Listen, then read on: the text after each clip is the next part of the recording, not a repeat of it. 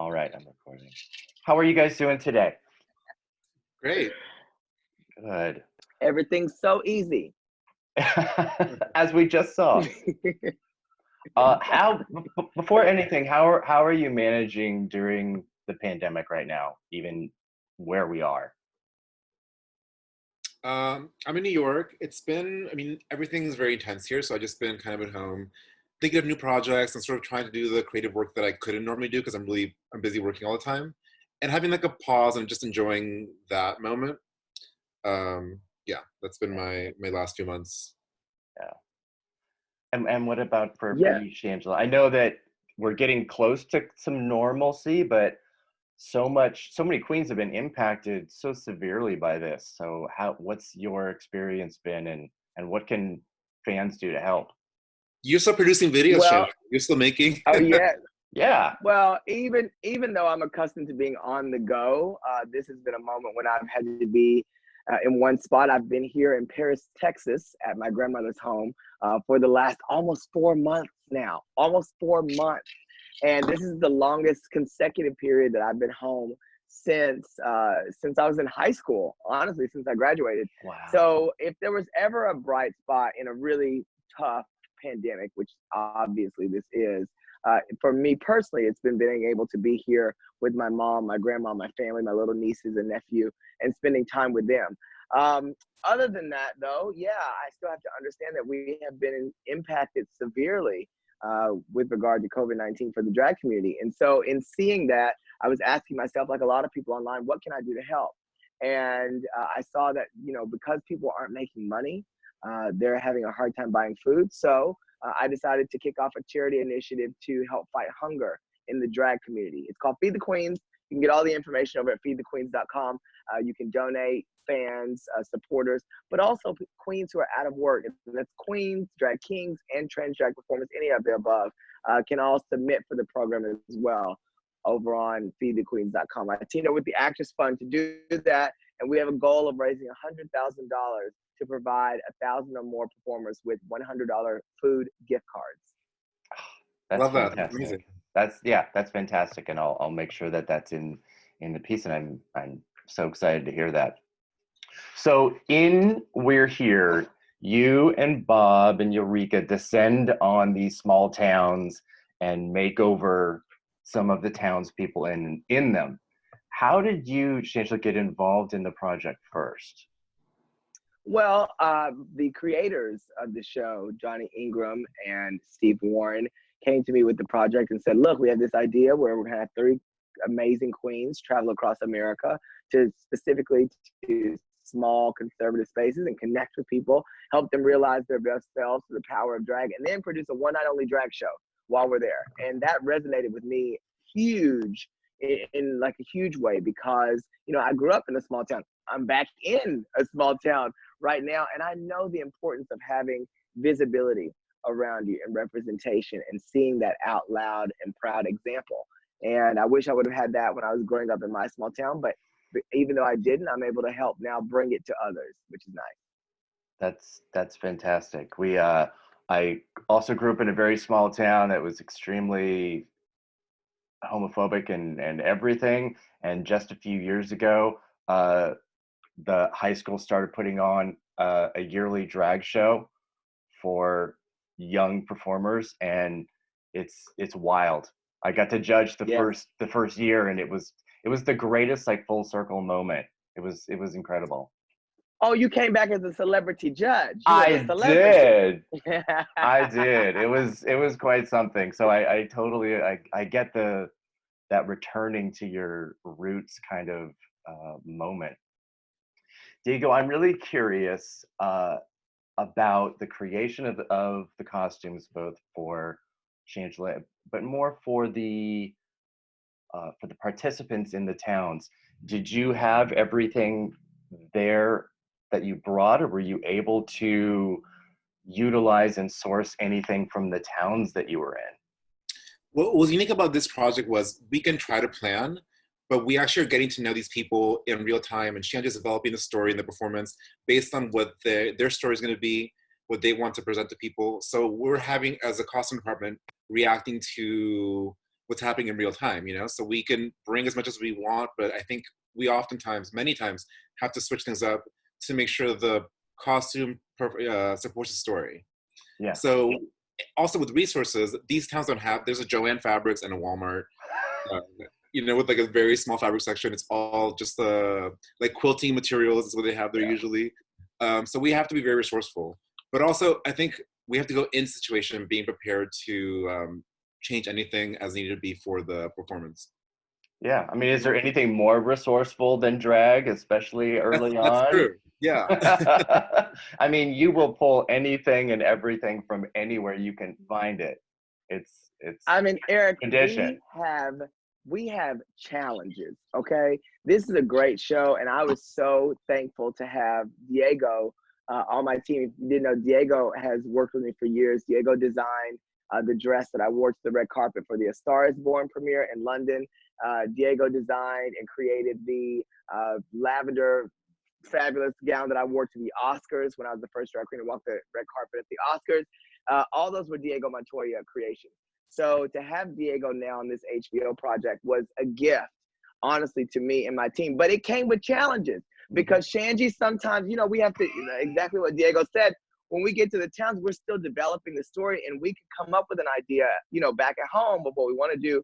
We meet the person, we're like, no, it's something totally different. So I'm so grateful that Diego is one of those designers. He and his design partner, who works with him, Marshall, Columbia, because they are able to jump in there. And if we have a design on Tuesday and the show's on Thursday, somehow they make it work. And that was how tight your timeline was, wasn't it? It's really short. Yeah, it was 10 days in a location total. Yeah. But then those 10 days include, you know, Shams getting to know the drag daughters and them talking about what the story's going to be. And then we're just sort of like, they're trying to make the story as it happens, but you never know till the day of the performance, like what's needed, you know? So I think a lot of it, I think, is about listening to the drag daughters, which is really important. And so as a costume team, like as they're getting to know each other, we're just sort of available to make any changes whenever. And then it's every time we see the performance, actually, I feel so excited and so proud. I can't believe we pulled it off with like having no resources or like no fabric stores, nothing open. We pull it off every time, and it was really beautiful to see. And the whole town shows up too to each thing. Like I never knew there was so many people coming in drag, and their drag they made themselves in town. It was just really beautiful experience. Well, I think it's kind of you've created a safe space for that and for them to come so that you have this convergence of people that might not normally be watching a show like this with people that need a show like this and Mm-hmm. all being able to be there together, which is I think one of the great things about what you guys have done with this show. It's really impressive.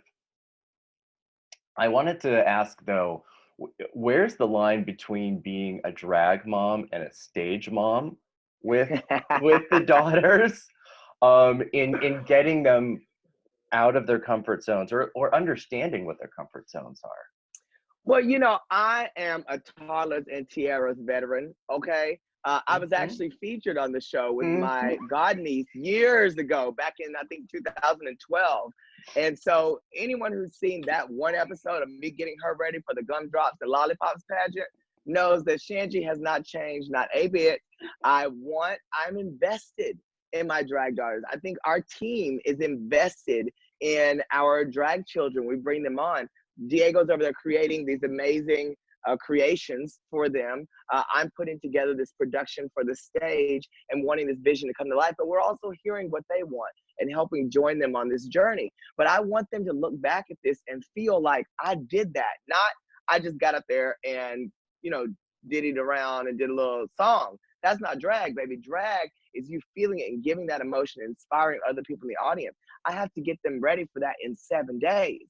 Okay, Mhm. something I've been doing for 10 years, okay, to get up there and, you know, twirl a Beyonce 10-minute medley and really make people feel like they just left the Beyonce concert, okay? Mhm. So, yes, I am a stage mom. I told Hunter in the first episode, I'm very Joan Crawford. You know, Shanji loves you, but sometimes it comes off, you know, that they just have to know I'm passionate about them. I Yeah. care for them. any parent that cares for their children, they will know. Baby, you're gonna get up, you're gonna eat this breakfast, you're gonna go to this school, you're gonna get this homework done. I wanna see the homework, I wanna check it, and then we're gonna recheck it to make sure that you are doing your best.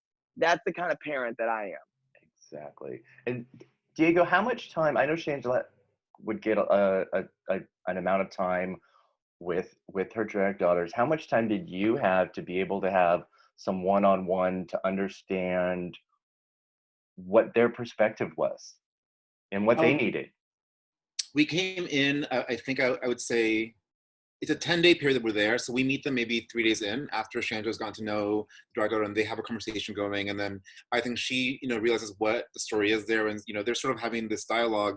And then we come in when that's already starting, so we can sort of, how do we support this story visually? Yeah. So I would say like total like 6 days, it's a very quick turnaround. And even as we're doing the build, the day of the show or a couple days, something could happen that changes things out. And I think what Shangela was saying about listening to the drag daughters, because she's gonna sort of like tell the best story she can, and we're sort of gonna do whatever we can to support that. So if it's gonna be like new garment needs to happen, new garment needs to happen. That's sort of the way it is. It's always a twist. Yes. It's always a twist. And none of it, and the crazy thing is, because we have 3 different stories going on for this 1-hour episode, none of this kind of like stuff ever makes it to the actual screen. But there is so much, just running, racing. It's like a design challenge on either Drag Race or Project Runway a lot of times, because I'm like, we'll see them perform. We're like, no, wait, the reveal needs to be different. It has to go like this. And a lot of times we can't get Amazon's, props and things. And Diego and jumps in there, and just sometimes even I'm surprised. I apologize so much to poor Diego. I'm like, baby, I'm so sorry. I gotta come to you with this, but we gotta switch up this reveal or this costume or this look. And they are literally, our design teams work so hard, like into the night. No one sees, but there's so much behind the scenes that happens. Yes. Shangela, something that stuck out with me in the series is how many opportunities you had to sit down at a dinner table with families and have these conversations that were really open about sexuality and societal pressure and everything. And you have this very natural way of bringing people to the table, literally. How are these moments for you in the series? Well, Jada Pinkett Smith has red table talk. I guess I have dinner table talk, okay? At least 3 out of the 6 episodes, I even noticed, I eat a lot with families. Yeah. I'm Southern, and, that was the time that my family a lot of times got around the table. And maybe we weren't always having as in-depth or enlightening, emotional, deep, but time that we did have conversation. And I think that's the time when you have people at their most open and honorable, honest, and also vulnerable, because it's a meal. It's a moment where we're just all sharing, and that's where you got to have people to be very comfortable.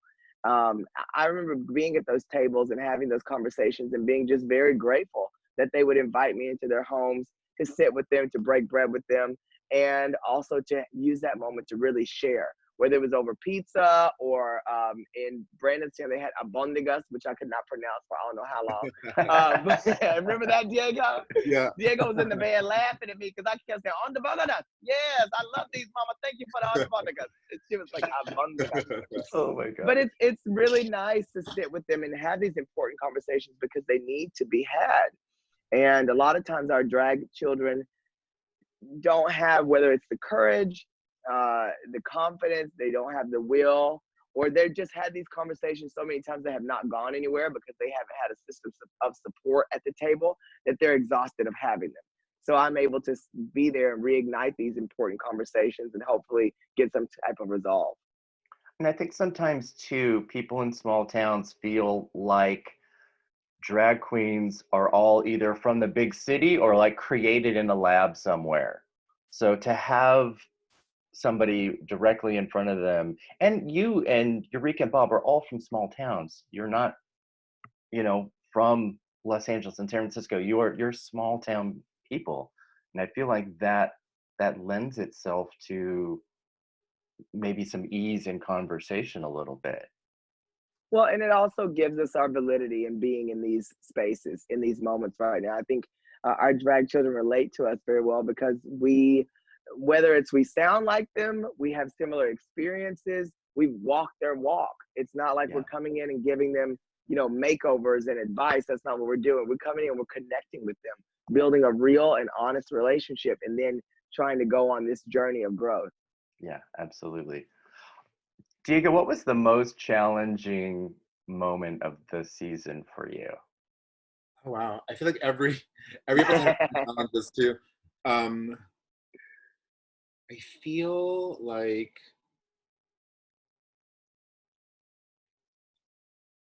because every single show feels like I'm so impressed and surprised that we got it pulled together and it looked great and everything's really happy with the end result. I think the biggest challenge overall was not having the resources that we're used to having and just trying to make do what we could with, the things in the towns that we had. Yeah. Just sort of not being able to plan was the hardest thing for us. Yeah. And also just a designer being open to be okay with that. I have to not be married to any idea. I could love something, but it may not work for somebody. So I think just being prepared to receive edits and changes up. Yeah. And what was the most rewarding? Actually our first episode with Hunter, he really transformed and just was a star on stage. Somebody who was actually the skills were there, the talent was there, but the shyness was very much an inhibitor for him. And then with working with Shangela and once the whole thing was on, he had reveals and everything. It was just a really wonderful moment to see him really come out, and he looked like a pro. It was crazy. Mhm. Yeah, that was And his one of the family was there clapping for him, yeah. all supporting him. It was just I was in tears that episode. ev- That was our first. every everyone had a very different level of obviously experience and understanding of drag and self-confidence, but once they got to the stage, everybody came they came to Yes. play, and it's impressive. They came in. um I think they saw their towns show up for them. A lot of yes. places it's not obvious when you're queer in a small town who supports you, and you assume the worst because no one really says anything to you. But then I think when you look in the sea of people that are there cheering you on, I could tell they felt like they did something and they accomplished something, and we created for them a memory and a moment that they can take with them. Yeah, there isn't a lot of pushback from the townspeople in the show. Was there a little more than we saw, maybe because you are in Branson was the in hardest such one to do. It conservative wasn't. areas? I think Branson was the one that I noticed the most because we couldn't even find a venue to have the show in. That was a challenge because nobody would host a drag show. Yeah, that was a moment. Yeah, Yeah, in Branson, you see it played out in the show. But the important thing to remember is that this is a real life series. Real life, you're going to have moments where people are in report of you, and then you're going to have you face challenge with the people. And we definitely faced some challenges. Saw it played out being in drag on the sidewalk, and you see the lady wouldn't have the show and the experience that our drag daughters go. It was important for there. Okay, Miss Shandy, you're a little frozen, and I think your audio kind of freaked out a bit. All right, there we go. We are back. uh, did each of you have a favorite outfit from the series, from the performers? I loved our first outfit because we had a lot of reveals planned. It was really nice. We made a beautiful fuchsia gown for Shangela. She came in on a motorcycle. It was a Yeah, show. that was Um, great. and then I love Hunter's reveal moment. I also love the last episode where we had Jose and Mario. They were friends, and we did a few a really bunch of big reveals for them. Shangela was a grandma. We had like a community for her. But I love that. Jose was one of the shyer drag kids that we had. Really was proud of himself and performed beautifully, and like looked like kind of really professional. I thought like she looked Yeah. sexy, great, and she felt wonderful. Yeah. So that was one of my favorites. Those two were my favorites, I think. Yeah. Hold on, we gotta bring. You with Shangela? Yeah, but we're bringing her back, just like on Drag Race. Hey, she's back. All right. So here's what I hope isn't too controversial. Yes, let me see if I can hear you correctly. I'm so sorry about that. It just No, kind of no, dropped, but can you hear me all right? we can hear you. Yeah. Are you good? Can you hear us? Yes, I can do. I don't see Diego though. Let me see if I can get this correct. All There we right. go. Hallelujah. Good. Sorry about that. I was really going in. Where did I drop out? I think we can. I think we can. Let's see. Let's take it back to. Gosh, now I don't remember because we just jumped right over to. Good That's old fine. Paris, Texas connections. I apologize. It's totally fine. You know, It's totally fine. I was saying that it was really nice to see these people show up for each other in these spaces. Oh, but when we go to these conservative Yes. spaces, actually, I have no clue what I was saying. No, that I think that is where we were because we were talking about Branson and venues being difficult to find. Yes, And then there there we was go. and there was that one Miss Karen out there in the front on the phone that just did not want you there, and yeah, all kinds of that.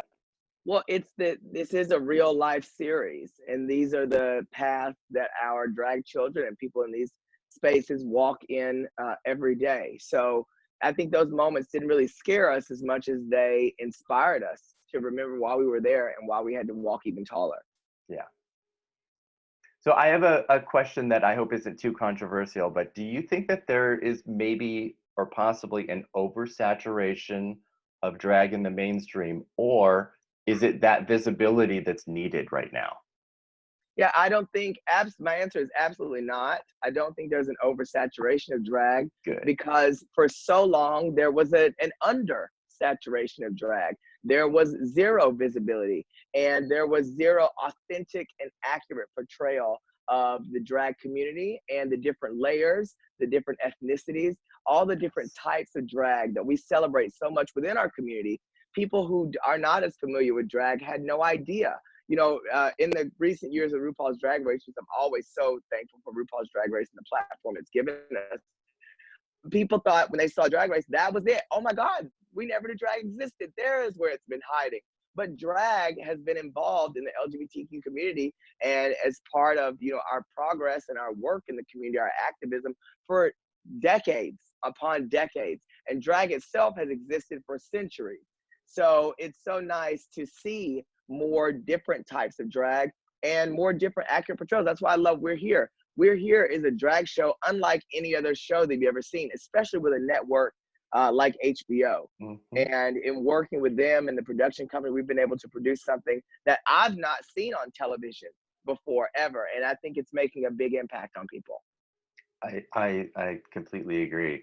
And we are right in the middle of Pride Month right now, as well as I think the biggest civil rights era in probably any of our lifetimes with the Black Lives Matters movement. Where does We Here fit in there, and what's the message that you want that show to be able to give people right now? Well, it's twofold. And Diego, I'll let you jump in here too. If you'd like, I just want to start off by saying We're Here is a show all about compassion, humanity, treating people as equals, and understanding more about communities that you may not be as familiar with because they're not of your own.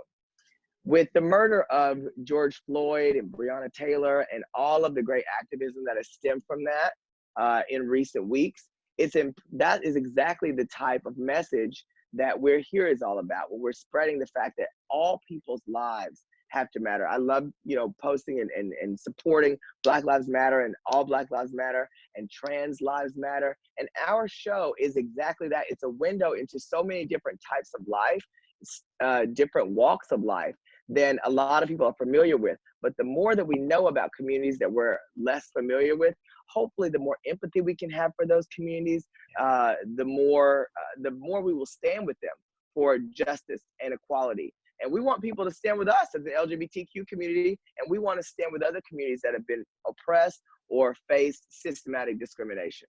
Yeah, absolutely. I agree with that. And I also think it's really important to show queer success stories. Bob and Shangela are like Black American queer people, and like to see like this level of artistry being like level of success, international success, it's inspiring and important for people who are queer and younger to see a positive example like this, Yeah, I couldn't agree more. So what is next for each of you? What's on the horizon that we can look forward to? With season 2, we have I can't wait. I can't wait to do it again. Yes. Definitely season 2 of We're Here. Let me tell you, we were so thrilled. I know I was running around my backyard, my granny's backyard out here in Paris, Texas, when I found out that we were renewed for a second season. I was so thankful that, the visionaries over at HBO, like Casey Bloys and Nina Rosenstein, who are so important in making this show a reality on television, that they saw that the response from this show was exactly what people needed right now. That was all of the messages that we were receiving. So I'm thankful for that. In addition to that, we're continuing on with the Feed the Queens initiative and fundraising this $100,000 to fight hunger in the drag community. That's very important. I'm dropping a new comedy show in about a week over on my Instagram and a couple other places. Check for that, as well as just continuing to work. I'm going to pop up in a couple other guest stars later on this year at HBO. There's a show called Lovecraft Country that I know myself and a couple other drag queens are going to be a part of. It's the new project from Jordan Peele. Yeah. Amazing. And just continuing to work, even in a new way. We're hoping to get back to work really soon with We're Here, as soon as we're able to do it safely, and figuring out how we're going to continue to showcase that great feel in doing the show. And we will. That's the thing about drag queens and all these teams that we work with. As you can see from the first season, we are some of the most resourceful people on the block. Okay. And so we are going to #make it work. Yeah. And I'm thrilled to see how we're going to do that in the creative new ways that we're going to be able to connect with fans and bring this show second time around, honey, bigger, badder, and more glitter. There we go. And what about you, Diego? What's coming up for you? Hopefully, the We're Here is what I'm planning on being our biggest project coming up. Right now, we're kind of downsizing a little bit, so I'm trying to find a way to work differently. We had just moved to Studio Manhattan before this happened, like the day before the pandemic. So we're moving out of that and kind of like getting a smaller space in Brooklyn and just bring out a new way to work, because I think there will still be a need for costumes and just in a different way, maybe like small scale. So I'm just going to try to figure that whole thing out. And Eric, that's the beauty of what this project is. First of all, Diego's in New York. He's been in the heart of the COVID-19 pandemic and having to, my love, I always talk to him personally, but also in this interview, I want to say my heart out to him. Everyone who as well as that's being affected by this as well. We're finding we have, I think, one of the most diverse teams that has ever, at least that I've ever worked with in television. And that's not only in front of the camera, but also behind the scenes. So the show is employing so many LGBTQ creatives and amazing people. That's why we're excited to be able to get back to work. That's wonderful. That's fantastic. Thank both of you so much for chatting with me today. I'm so appreciative. I just I wish the best for both of you. I wish the best for the show. It's wonderful. And yeah, thank you both so much. Thank you. All right. Yes, thank you. And you got my first new debut hair color. I know. My debut day. I feel pretty amazing about Debut. that. Look at that. Look at those. Debut. Gorgeous. Bye, Bye. all. Bye. All right. Bye, boo.